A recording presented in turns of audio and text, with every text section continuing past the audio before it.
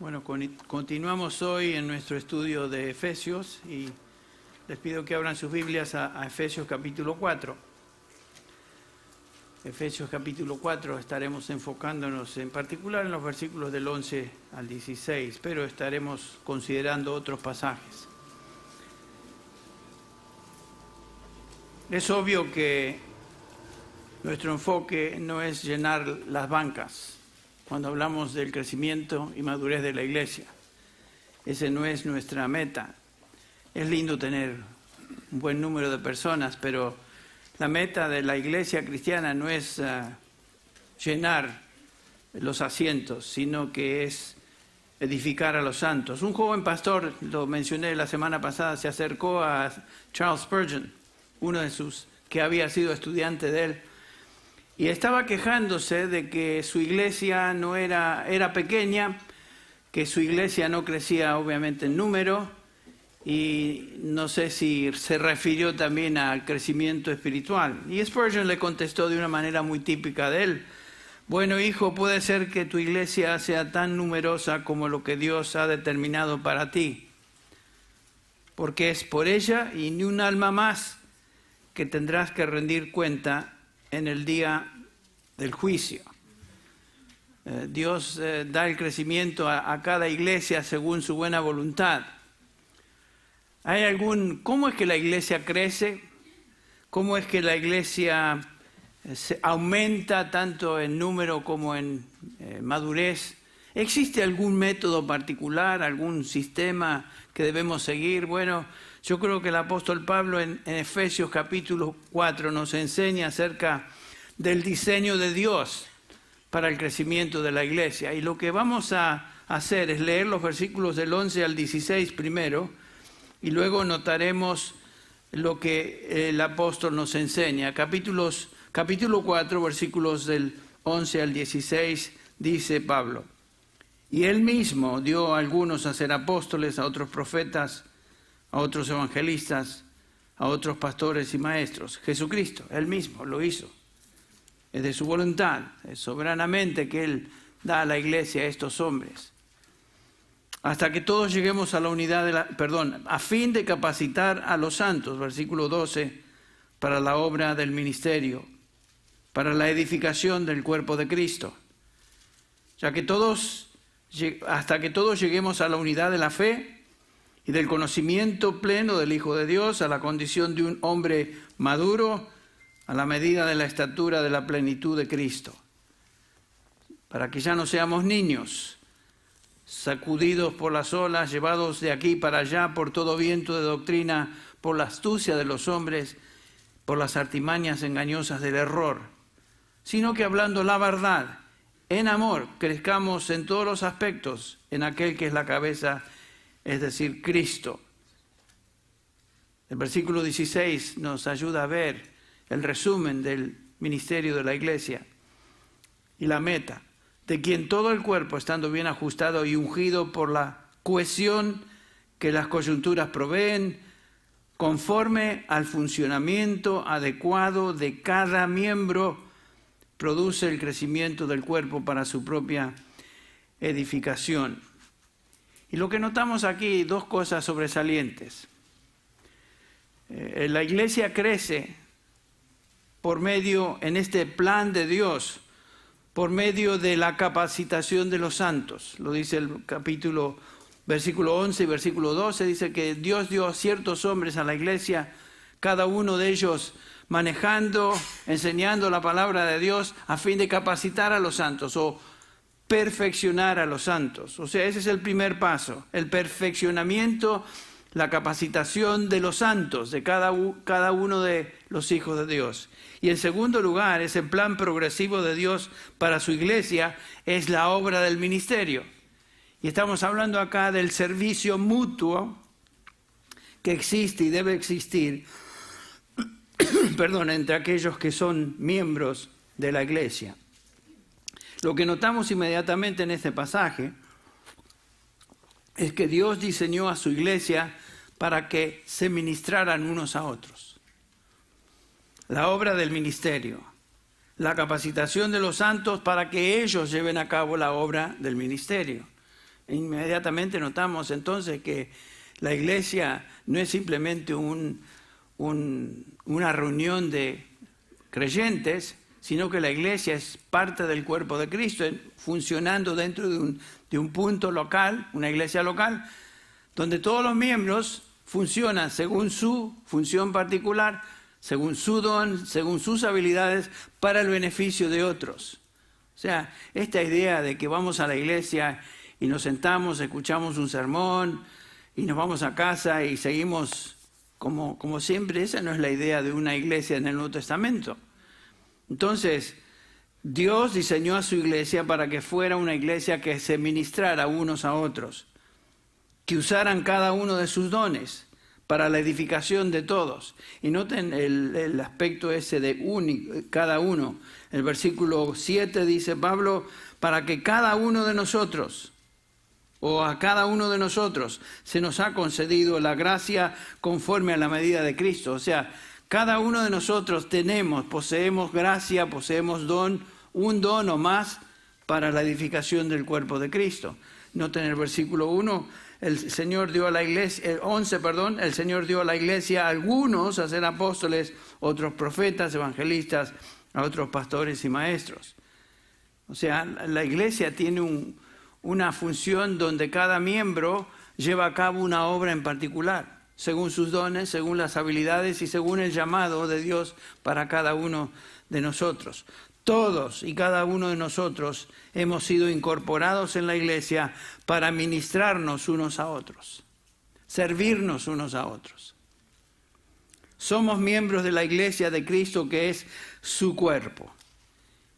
Y aquí entramos a pensar en el ejemplo, la analogía, la ilustración que Pablo nos da acerca de la iglesia. La ilustración más sobresaliente en todo el Nuevo Testamento de la iglesia es el cuerpo. Y vamos a dar lectura simplemente al versículo 12 del capítulo 12 de Primera de Corintios, una vez más, donde Pablo nos dice bíblicamente qué es la comunión entre creyentes, cómo se manifiesta la comunión entre creyentes. Cuando pensamos en comunión, pensamos tal vez en la primera comunión. Todos aquellos que han venido de un trasfondo católico, comunión quiere decir primera comunión. Bueno, de eso no habla el Nuevo Testamento en ningún momento. Tal vez la palabra comunión nos da la idea de la cena del Señor, que está bien, pero no es la idea fundamental. Comunión unos con otros, ¿qué queremos decir cuando hablamos de comunión? Esta palabra se utiliza muy a menudo en el Nuevo Testamento y es muy significativa. ¿Qué quiere decir? Cuando abrimos la Escritura y comenzamos a examinar cómo se usa este término, nos damos cuenta que la comunión es una doctrina íntegra, una doctrina muy, muy importante en el Nuevo Testamento y en la vida de la iglesia. Entonces, Primera de Corintios 12, comienza Pablo recordándonos cómo es que entramos a esa comunión, porque así como el cuerpo es uno, 1 Corintios 12, y tiene muchos miembros, pero todos los miembros del cuerpo, aunque son muchos, constituyen un solo cuerpo, así también Cristo. Inmediatamente nos damos cuenta que la iglesia es ilustrada por medio del cuerpo. El cuerpo humano tal vez representa la mejor ilustración de lo que es y cómo funciona una iglesia local. La analogía del cuerpo es en referencia obviamente a la iglesia. Y esta analogía lo que podemos observar es lo siguiente, que un cuerpo está compuesto de varias y diferentes partes o miembros. No hay duda de eso. Cada miembro con una función particular. Por eso Pablo hace tanto hincapié en hablar de los miembros. Cada miembro unido al cuerpo y conectados unos a otros, y todos son necesarios para el funcionamiento del cuerpo. Por eso Pablo dice, la mano no va a decir al resto del cuerpo, no te necesito, y el ojo no va a hablar. Y Pablo hace diferencia entre los diferentes miembros, pero simplemente para apuntar a lo que el cuerpo es, un grupo, no un grupo, miembros unidos el uno para con el otro para el beneficio de todo el cuerpo. Cada miembro del cuerpo de Cristo está inseparablemente relacionado y conectado con los demás miembros por un espíritu, y todos somos responsables el uno para con el otro. Si hay algo que quiero que salgamos de este lugar hoy pensando es esto: yo soy creyente, pero también soy miembro del cuerpo de Cristo, su iglesia. Y que pensemos, ¿qué estoy haciendo como parte de su iglesia? ¿Qué estoy haciendo en mi iglesia local como miembro de esa iglesia local? ¿Qué es mi parte? ¿Cómo estoy contribuyendo al ministerio general de edificación de toda la iglesia? Es una metáfora muy significativa esta del cuerpo, una ilustración particular de cómo el cuerpo de Cristo funciona, y es única en el Nuevo Testamento. Hay otras maneras de describir la iglesia en el Nuevo Testamento, pero la ilustración del cuerpo es la más significativa. La naturaleza de la iglesia y su relación con Dios y la relación de cada uno de los miembros que componen el cuerpo de Cristo se observa de una manera singular en esta ilustración del cuerpo humano. Noten eso. No somos individuos sueltos. No somos simplemente un agregado de cristianos en un grupo. Somos miembros de un cuerpo. Por eso la idea de yo soy cristiano, tengo mi relación con Dios, tengo mi tiempo devocional, etc. Pero voy a la iglesia, sí, pero realmente la iglesia no es lo más importante en mi vida. ¿Por qué? ¿Por qué pensamos así? En el Nuevo Testamento, por ejemplo, la iglesia se describe como la esposa de Cristo. Esa es otra ilustración. En Efesios 5, 22 al 32.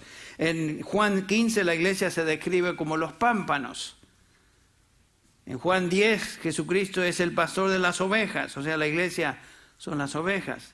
En Colosenses 1:13 la iglesia se describe como un reino. La iglesia son los que hemos sido transferidos del reino de las tinieblas, dice Pablo, al reino de su amado Hijo. En Efesios 2:19 la iglesia se presenta como la familia de Dios, y usamos a veces esa expresión. En el versículo 20 de Efesios 2, y los que siguen, la iglesia es un edificio, y la piedra angular o principal de ese edificio es el mismo Señor Jesucristo. En fin, observamos en el Nuevo Testamento que nos da diferentes imágenes de lo que es la iglesia. Cada una de estas representa aspectos de la vida de la iglesia. Pero ninguna de estas metáforas nos da la visión del funcionamiento de la iglesia tan completa como lo que observamos en 1 Corintios 12. Cristo es la cabeza del cuerpo, su iglesia, nosotros somos los miembros de ese cuerpo relacionados a Cristo como la cabeza de la iglesia, y como miembros de la iglesia relacionados unos a otros. Unidos a Él por el Espíritu Santo, por quien hemos sido bautizados en este cuerpo y por lo tanto unidos los unos con los otros. Nunca pensemos en los hermanos en Cristo como creyentes separados. Ahí está el hermano tal y cual. Siempre tratemos de pensar de que son parte del cuerpo de Cristo. Cuando entendemos esta relación única, comenzamos a entender entonces el significado de la comunión cristiana. Quiero que veamos algo en Juan capítulo 17, si quieren abrir sus Biblias a Juan 17 por un segundo, donde Cristo describe su relación con los suyos. Acuérdense que Juan 17 es la oración intercesora del Señor Jesús por aquellos que le pertenecen, los que estaban ahí, sus 11 discípulos, y también el resto de la iglesia, a través de los siglos. La intercesión por los suyos, dice el versículo 20, el Señor Jesús intercediendo por nosotros. Mas no ruego solo por estos, o sea, los 11 que estaban ahí presentes, sino también por los que han de creer en mí por la palabra de ellos. O sea, Jesús está incluyendo en esta oración a la iglesia a través de los siglos, inclusive nosotros hoy aquí. Jesús ya estaba orando por nosotros. Para que todos sean uno, versículo 21, como tú, oh Padre, estás en mí y yo en ti. Jesucristo está pidiendo que los suyos sean uno, que sean una unidad real, orgánica, espiritual. Cristo pide que los suyos, su iglesia, o sea, nosotros, seamos en esencia uno, así como Él y su Padre son uno. Una unión espiritual común, vida común, una voluntad común, un propósito común, un amor común. La oración del Señor es que nosotros, los que pertenecemos a Él, seamos una unidad espiritual real, la misma o el mismo tipo de unidad que existe entre Él y el Padre Celestial. Así nos debemos ver. Por el Espíritu de Dios somos uno. Somos un cuerpo, aunque somos muchos, pero esta es la comunión espiritual que existe entre Dios y nuestras almas si le pertenecemos. Esta es la verdadera comunión que debe existir entre los creyentes, cada uno de nosotros, unos con otros. He tratado de practicar en mi propia mente que cada vez que veo a cada uno de ustedes pienso, un miembro del cuerpo de Cristo. Un miembro del cuerpo de Cristo. Y estoy unido a estos hermanos. Tal vez no nos conocemos muy bien, pero son creyentes. Por lo tanto, somos uno espiritualmente, primero con el Señor Jesucristo y segundo, unos a otros. Esa palabra comunión en el Nuevo Testamento, koinonía, sin duda la han escuchado, quiere decir tener algo en común, compartir algo, tener sociedad con alguien, participar con otros de algo. Esa es la idea. Es la participación de una vida común, participar de cosas juntos, tener una relación donde todos participamos de algo en común. En esencia, la comunión es la participación de una vida espiritual común con Dios y con los que pertenecen a Dios. O sea, nosotros, unos con otros. Y noten que en la oración de Jesús hace hincapié en esto. Padre, te pido que estos que me diste, aquellos que han creído en mí, los que tienen vida eterna, sean uno, así como nosotros, Padre, somos uno. Yo en ellos y tú en mí, para que sean perfectos en unidad.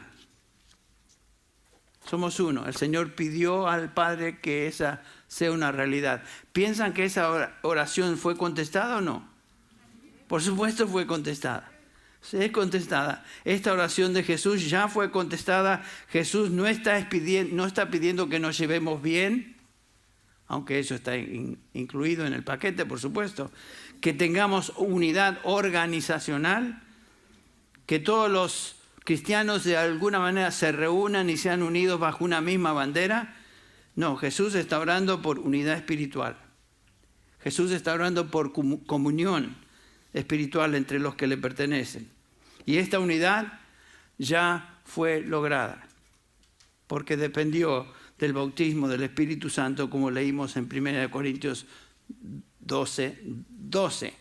Por un Espíritu fuimos todos bautizados en un solo cuerpo. Esta es la comunión de los creyentes. La comunión se limita a los que están en la luz, los que pertenecen a Dios, los que son parte de la iglesia. Noten que Jesús no ora por todo el mundo, más Él dice, yo no oro, Padre, por el mundo en el capítulo 17 de Juan, sino por aquellos que tú me diste. El Señor está intercediendo por su iglesia. Y por supuesto esta comunión se limita a aquellos que están en su iglesia, en la luz, los que pertenecen a Dios, los que son parte de la iglesia, el cuerpo de Cristo. Bueno, todo eso es casi una introducción al tema de la comunión. Pero hagamos algunas preguntas y trataremos de contestarlas. ¿En qué se basa la unión o comunión cristiana? ¿En qué nos basamos? ¿Qué es la base de nuestra comunión? ¿Qué es lo que nos une? Esencialmente observamos esta palabra comunión, koinonía, es la vida espiritual común que tenemos como creyentes en Cristo Jesús.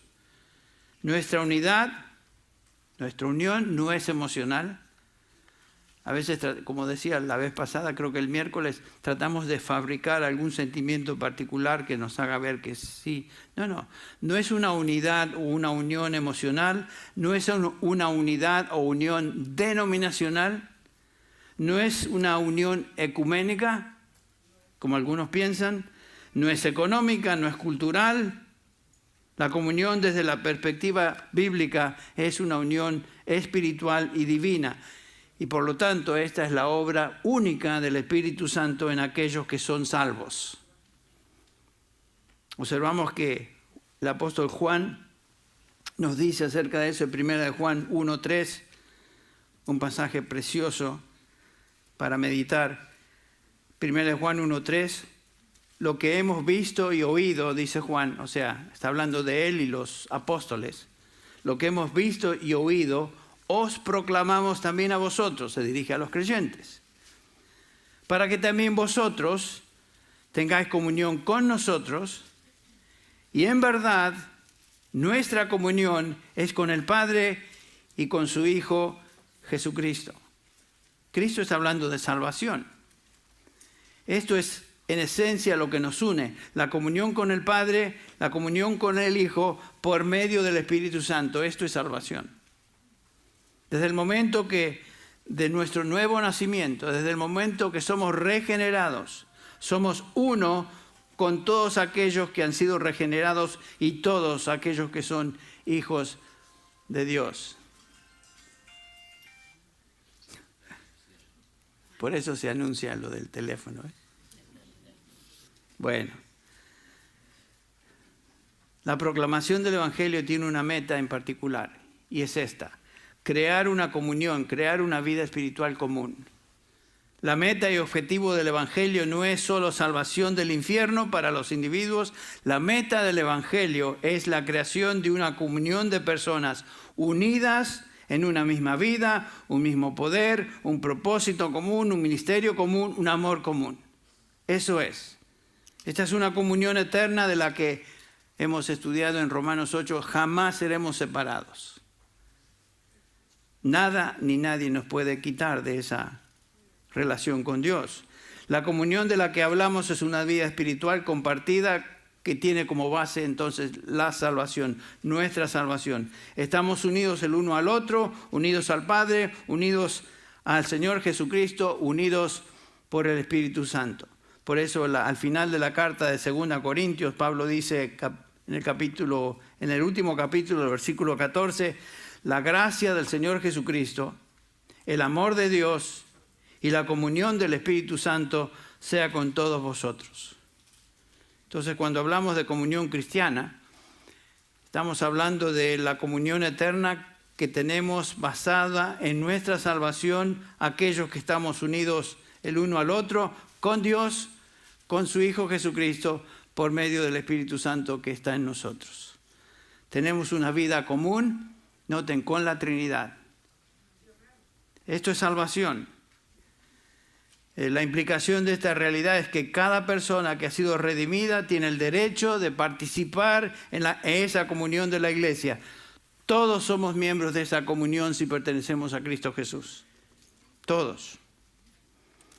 Y aquí entramos a pensar un poquito en quién puede pertenecer a la iglesia local, porque a veces existen ideas curiosas. Cuando se hace la pregunta, ¿qué requisitos tenemos aquí en Grace para ser miembros de la iglesia?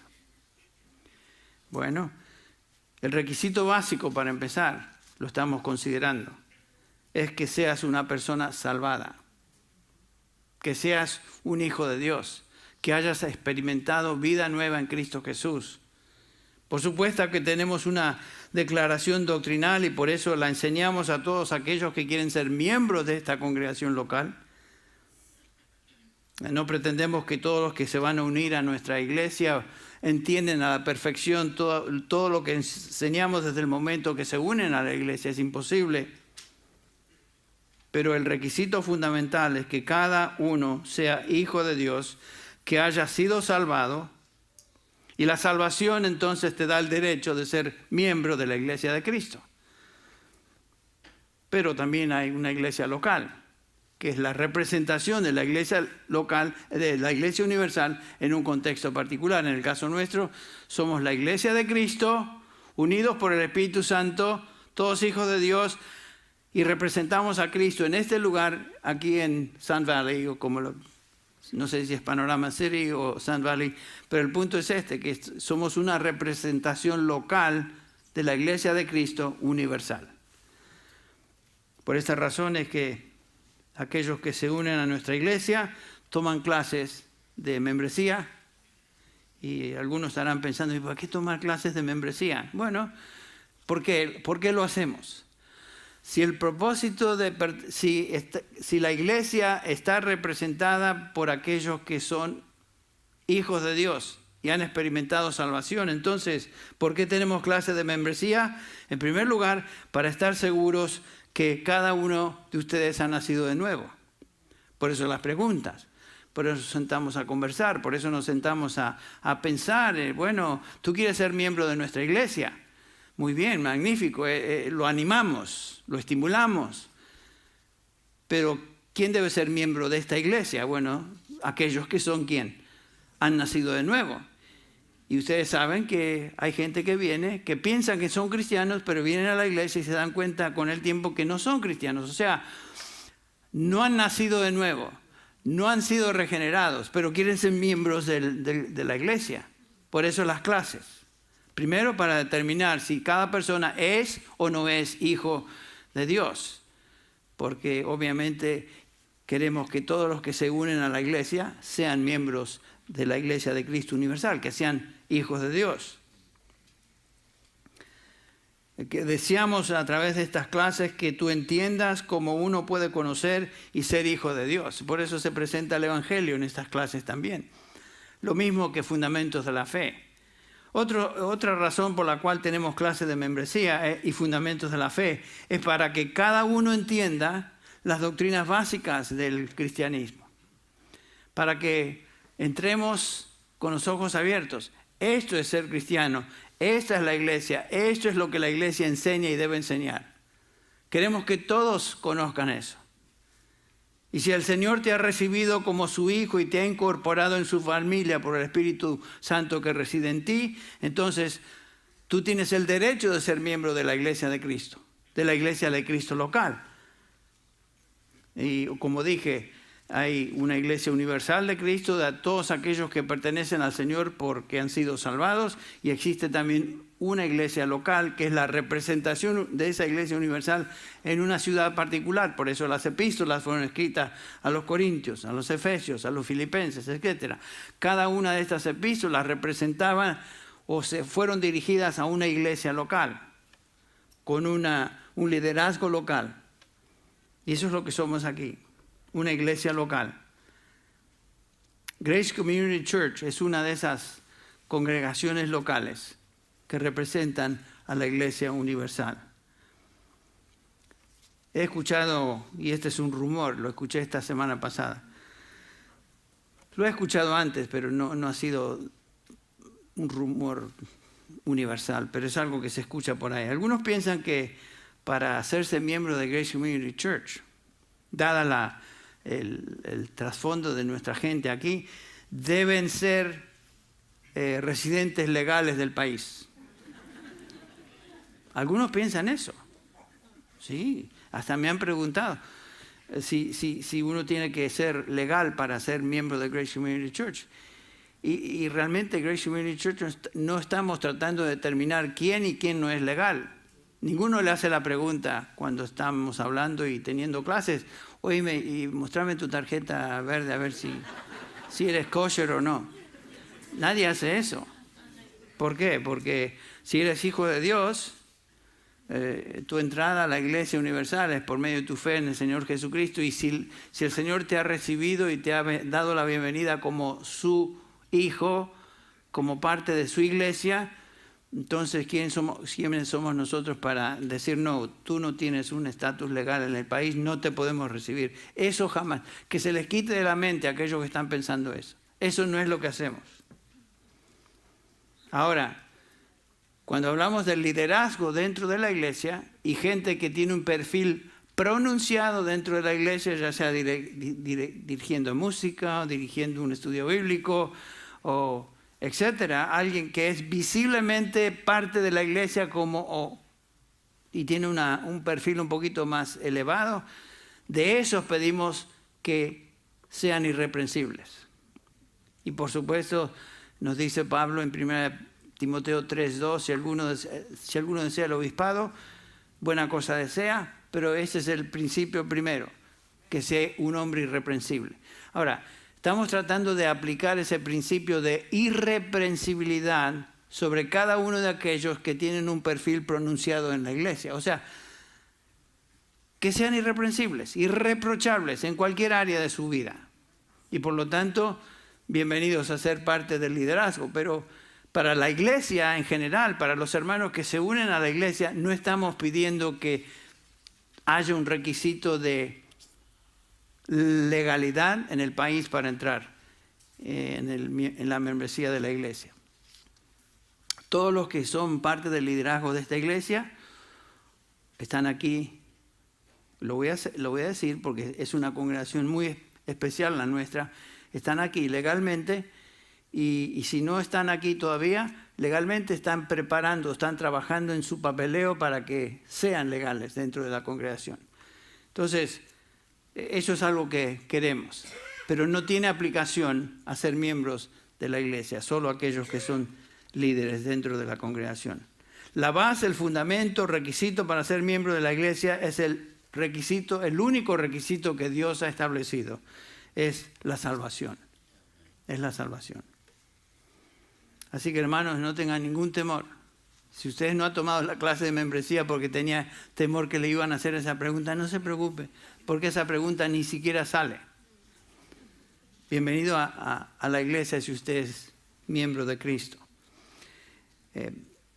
Si tú entraste a la comunión de los santos por medio de la salvación, eso es lo que cuenta. Y saben que hay dos tipos de personas en este mundo. Aquellos que son miembros de la iglesia de Cristo y aquellos que no son miembros de la iglesia de Cristo. Los miembros son los salvados, los que no son miembros de la iglesia de Cristo son los perdidos, no conocen al Señor. Por eso Juan escribe, este es el mensaje que hemos oído de Él y os anunciamos, Dios es luz y en Él no hay tiniebla alguno. Si decimos que tenemos comunión con Él, capítulo 2 de 1 de Juan, versículo 6, si decimos que tenemos comunión con Él, el capítulo 1, versículo 6, pero andamos en tinieblas, mentimos y no practicamos la verdad. Mas si andamos en la luz, como Él está en la luz, tenemos comunión unos con otros y la sangre de Jesucristo, su Hijo, nos limpia de todo pecado. Otra vez, dos tipos de personas. Los que andan en la luz, que implica son salvados, y aquellos que andan en tinieblas, o sea, aquellos que no conocen al Señor. ¿Tú estás en comunión o tú no estás en comunión? Estar en comunión significa ser salvado. No estar en comunión implica no conocer al Señor. ¿Qué evidencias da una persona que pertenece a la luz? Bueno, anda en la luz, es lo que nos dice Juan. El que no anda en la luz da evidencias de que pertenece a las tinieblas. De eso nos habla el capítulo 2 de 1 de Juan. No es el Señor. El cristiano verdadero es de la luz y anda en la luz, o sea, tiene comunión con Dios. Otra pregunta que quisiera que consideráramos en esta mañana es esta. ¿Cómo es que la comunión funciona? Dijimos que la comunión o koinonía en griego quiere decir compartir, tener algo en común. Y ya vimos que pertenecer a la comunión quiere decir que los participantes son personas salvadas, que tienen una común vida espiritual con otros. Vienen a Dios, nacen de nuevo y tienen vida común, espiritual. ¿Cómo es entonces que esta vida en común se manifiesta en términos prácticos? Y para eso quisiera que usáramos como ilustración el capítulo 2 de Hechos. Aquí tenemos la primera iglesia, capítulo 2 de Hechos. Esta es la primera iglesia cristiana en Jerusalén, después del día de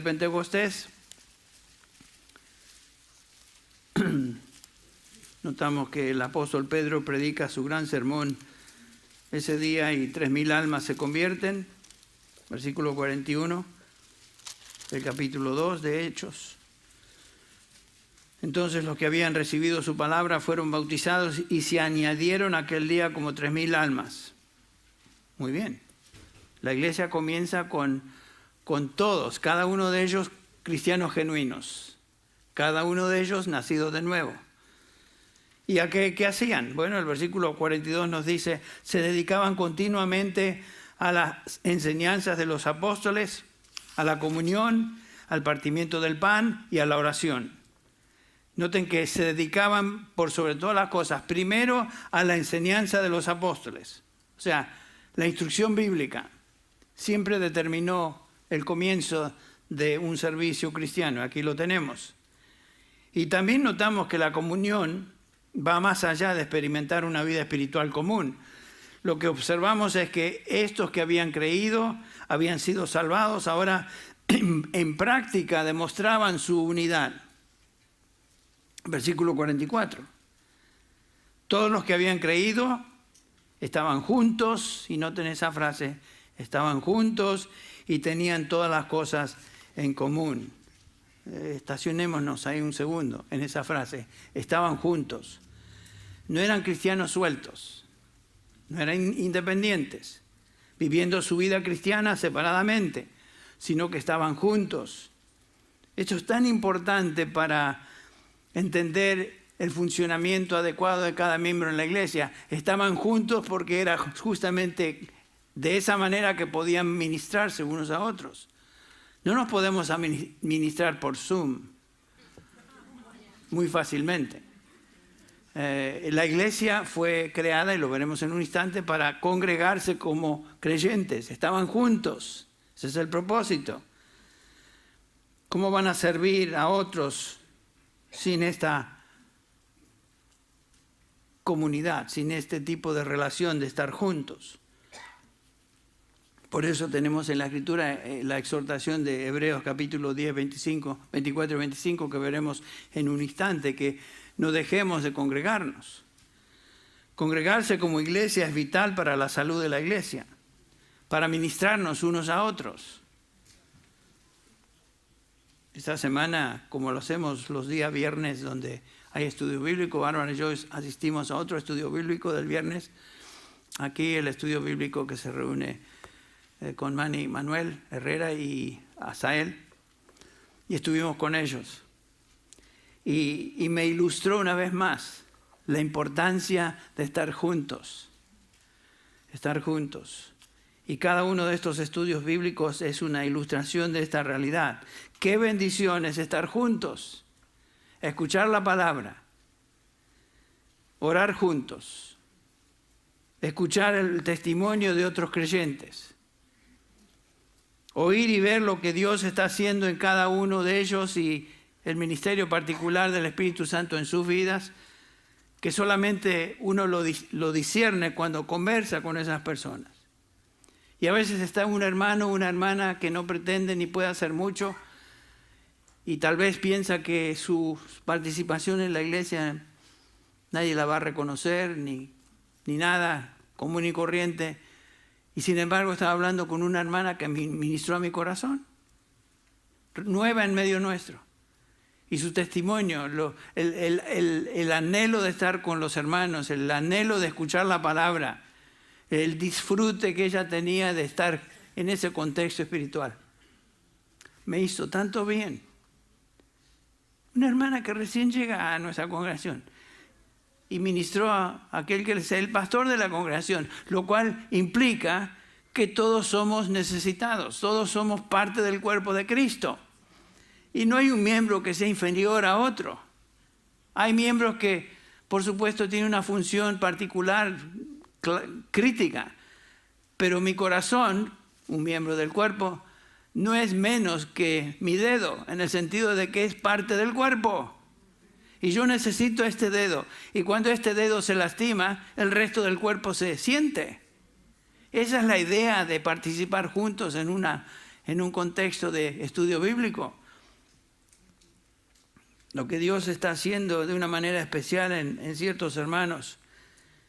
Y algunos hermanos simples, y me lo han dicho, simples, piensan que tal vez no tienen mucho que ofrecer, pero son parte del cuerpo de Cristo y ministran a otros con sus vidas, sus palabras, sus testimonios, que se pueden observar. Por eso es tan importante que nos reunamos en grupos pequeños para conocernos mejor, para tener comunión juntos. Y otra vez esa palabra, la frase, estaban juntos. Eso es crítico para el ministerio mutuo unos con otros. Y yo doy gracias a Dios por este viernes y doy gracias a Dios por los estudios bíblicos que tenemos en nuestra congregación, aquellos que son líderes de los estudios bíblicos, y estoy agradecido al Señor porque estamos logrando justamente eso, el ministerio mutuo de cada creyente. Y noten que en la primera iglesia, estos creyentes estaban ahí reunidos. El versículo 45 nos dice que tenían todas las cosas en común. El 44, vendían sus propiedades, sus bienes, y los compartían con todos según la necesidad de cada uno. Noten esta conciencia que existía entre los creyentes. Somos uno con el resto. Y notamos que estos creyentes en esta descripción no se aferraban a sus posesiones, sino que las compartían con aquellos que tenían necesidad. Algunos dicen que este es el prototipo del comunismo, y aquí se ve el comunismo. No, porque esto no era forzado ni el gobierno les mandó a hacer nada. Esta no era redistribución de bienes forzados por el gobierno. Eso es comunismo. Esta es reparto de bienes por la necesidad que existía en la congregación. Y era voluntario, entre paréntesis, totalmente voluntario. Pero este compartir de lo que uno tiene para llenar necesidades es un modo práctico de expresar la comunión entre creyentes. Cada vez que hay necesidades en nuestra congregación, de alguna manera se saben y los creyentes se pasan la palabra y responden porque hay una necesidad práctica de atender a personas. Y nuestra congregación está llevando a cabo ese ministerio. Compartimos juntos una vida espiritual común, compartimos una misma verdad, compartimos convicciones, deberes espirituales, compartimos todo lo necesario para expresar el amor cristiano y estimular la salud del cuerpo de Cristo. Noten el versículo 46 de este capítulo 2 de Hechos. Versículo 46. Día tras día continuaban, noten eso otra vez, unánimes, en unidad, no sueltos, no llaneros solitarios, aquí no había tal cosa. En el templo, partiendo el pan en los hogares, reunidos en grupos pequeños, comían juntos, que es lo que estos grupos de estudio bíblico hacen muy bien, comen juntos, con alegría y sencillez de corazón, pero eso, continuaban unánimes. Eran todos del mismo pensar, todos tenían la misma convicción doctrinal basada en el versículo 42, la enseñanza de los apóstoles. O sea, la base del ministerio en la iglesia siempre está en la revelación de Dios, su palabra. Y noten que compartían todo, juntos, compartían tiempo, compartían sus vidas, sus palabras, sus recursos. Y noten el resultado que observamos en el versículo 47 de este capítulo, de este ministerio mutuo unos con otros. Noten, alabando a Dios y hallando favor con todo el pueblo. Y esta frase, qué interesante, qué lindo es. Y el Señor añadía cada día al número de ellos los que iban siendo salvos. O sea, que el Señor agregaba a esa comunión de creyentes salvados, otros que iban siendo salvos. Y noten el énfasis del Espíritu Santo por medio de Lucas. El Señor añadía. Por eso lo que le dijo Spurgeon a este joven pastor es cierto. Tal vez el Señor te ha dado el grupo de ovejas que tú debes tener y no más. Porque el Señor es el que añade. El Señor es el que hace crecer en número a aquellos que van siendo salvos.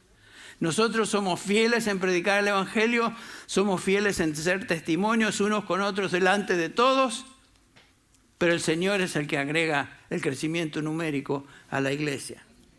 Él lo hace. Y es interesante que todos aquí, estos creyentes, obviamente eran genuinos. Dice el versículo 42 que estas 3.000 almas, todos ellos perseveraban continuamente. Noten eso, una característica de un verdadero cristiano es persevera en la fe, persevera. Si permanecéis en mi palabra, dijo Jesús, seréis verdaderamente mis discípulos. No solamente aquellos que dicen, Señor, Señor, sino aquel que hace la voluntad de mi Padre que está en los cielos. Si perseveráis en mis palabras, entonces seréis verdaderamente mis discípulos. Y todos estos mencionados en Hechos 2:42 eran poseedores de vida espiritual, no simplemente profesantes de cristianismo. Pertenecían a la comunión de los santos. Y por esa razón, todos participaban en compartir juntos con los creyentes. Qué preciosa realidad. Y ya que estoy hablando de eso y el tiempo se nos está acabando, tenemos que pensar un poquito en lo que significa unirse a la iglesia local. El cristiano y su compromiso con la iglesia local. Sé que tenemos gente que nos visita y hay gente que nos visita por meses, algunos nos han visitado por años y siguen visitando. ¿Quién? No, yo visito. ¿Y cuándo piensan hacer? No, yo estoy de visita. Y ¿saben qué? A mí me dan risa de estos, que no, yo soy de Grace. ¿Y con quién? Con el Ministerio Hispano. Y van siempre al lado americano o regresan y van como la mariposa, pasan de flor en flor. Bueno, compromiso con la iglesia, con esto quiero cerrar hoy. Compromiso con esta comunión de hermanos. Hemos sido salvados para vivir en comunión con el Padre, con el Hijo y el uno con el otro. Y esta comunión se hace visible en la vida de la iglesia cuando los creyentes, lo repito otra vez, se asocian y se relacionan con otros en una congregación local. Ya leímos esto y lo hemos considerado en el pasado. Pero el autor de Hebreos hace este hincapié. El Espíritu Santo, usando el autor de Hebreos, dice lo siguiente, Hebreos 10:23. Mantengamos firme la profesión de nuestra esperanza, sin vacilar, porque fiel es el que prometió. Versículo 24. Y consideremos cómo estimularnos unos a otros al amor y a las buenas obras. No dejando de congregarnos como algunos tienen por costumbre, sino exhortándonos unos a otros y mucho más al ver que el día se acerca. Este viernes pasado yo noté esta realidad. Esta hermana ministró a mi corazón y me estimuló a las buenas obras y al amor. ¿Piensan ustedes que ella sabía eso? Ni se le ocurrió, pero fue el resultado en mi propia vida. Y eso es lo que hacemos cuando estamos reunidos juntos.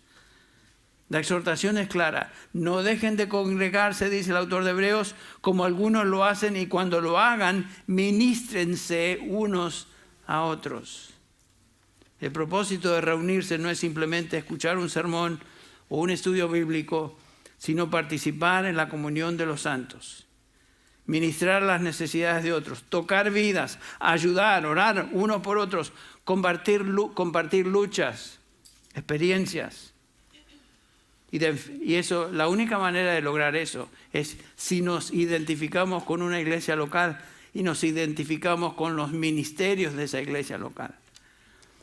Cuando anunciamos las clases de membresía, clases de bautismo, o los animamos a considerar unirse a la congregación, no es simplemente porque queremos tener más gente aquí.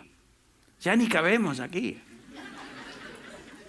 Tenemos un overflow aquí a mi mano derecha. El domingo pasado fuimos 550 y algo, no sé. Aquí cabemos 350, básicamente. Y el resto va para afuera, ¿no? El resto va al overflow, porque no caben acá. El punto es que no estamos buscando traer más gente. Estamos tratando de edificar a la iglesia del Señor por medio de la capacitación de cada uno de los santos a través de la palabra de Dios. Y el ministerio de la palabra es el ministerio de la iglesia, se lleva a cabo por los santos. El ministerio que cada uno de nosotros llevamos a cabo en el contexto donde el Señor nos ha puesto. El ministerio es de los santos, no solamente de los profesionales y aquellos que dirigen. No somos aquí como ir a un partido de fútbol donde 11 juegan y miles observan. Esa no es la iglesia, ni tampoco funciona así la iglesia. Así que el Señor utilice su palabra, lo que hemos escuchado, y nos mueva al amor y a las buenas obras. Nos estimule a eso. Vamos a orar para terminar. Padre, te damos gracias en esta mañana por el privilegio de abrir tu palabra y ser expuestos a tu verdad, ser expuestos a lo que tú nos mandas y enseñas. Gracias, Señor, por esta iglesia. Gracias por el ministerio de cada uno de tus hijos, tus santos aquí. Y cómo a veces inadvertidamente ministramos a otros, cuando ni siquiera nos damos cuenta que estamos haciéndolo, pero lo estamos haciendo porque estamos juntos, estamos conversando. Señor, utiliza a cada uno de tus hijos acá, en el ministerio, para el bien de otros, para la edificación de tu pueblo, en esta congregación. Pedimos esto, Señor, en el nombre del Señor Jesús, la cabeza de la iglesia, en su nombre. Amén.